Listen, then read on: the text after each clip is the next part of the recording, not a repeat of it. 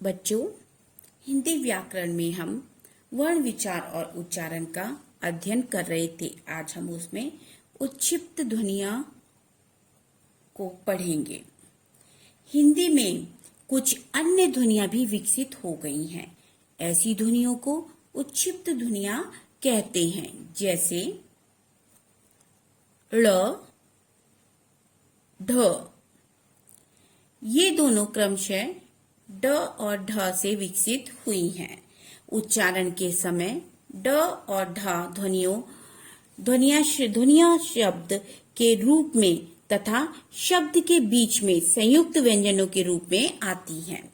शब्द के बीच या अंत में ये ळ, ढ में बदल जाती हैं, जैसे ड, डलिया, अड्डा। ळ में मोड़, सड़क, पकड़। ढ में ढक्कन, गड्ढा। ळ में गढ़, पढ़कर इत्यादि। विशेष ळ और ळ शब्द के आरंभ में कभी प्रयुक्त नहीं होते, यानी ये शब्द के आरंभ में कभी नहीं आते। आगत ध्वनियां।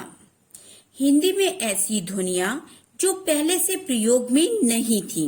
अरबी, फारसी, अंग्रेजी आदि भाषाओं के शब्दों के हिंदी में प्रचलित होने के कारण प्रयोग में आने लगी हैं। इन्हें आगत ध्वनियां कहते हैं। यानी ये हिंदी भाषा की ध्वनियां नहीं हैं, ये बाहर से आई हुई अन्य भाषाओं से आई हुई ध्वनियां हैं जो हिंदी भाषा में आकर मिल गई हैं, इसलिए इन्हें आगत ध्वनियां कहा जाता है।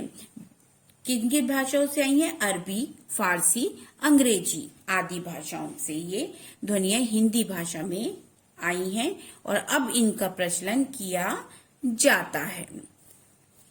क, ख, ग, ज, फ इनके नीचे बिंदु लगी हुई है। हम इन बिंदुओं को क्या कहते हैं? नुक्ता कहा जाता है। ठीक है, तो ये आगत ध्वनिया में जब जो आगत ध्वनियां आई हिंदी में, उस समय उनके साथ ये क के नीचे बिंदु लगाते थे, ख के नीचे बिंदु लगाते थे, लेकिन हिंदी भाषा में क, ख के नीचे बिंदु नहीं लगती। ये जो बाहर से ध्वनि आई है, ये उनमें लगाई जाती थी। जो ओ है, आ और ओ की साउंड से अंग्रेजी भाषा से ओ आया। ठीक है, वर्तमान में क, ख, ग का हिंदीकरण हो चुका है, यानी हिंदी भाषा में क, ख, ग इस तरीके से हिंदी भाषा में क, ख, ग लिखा जाता है। ठीक है, पहले बिंदु के साथ प्रयुक्त होने लगा था बीच में, लेकिन अब जो है मानक भाषा में मानक हिंदी व्याकरण ने क, ख, ग को प्रथम श्रेणी में रखा है कि इस तरीके से हिंदीकरण कि इस तरीके से हिंदी में क, ख, ग लिखा जाएगा। जबकि ज और फ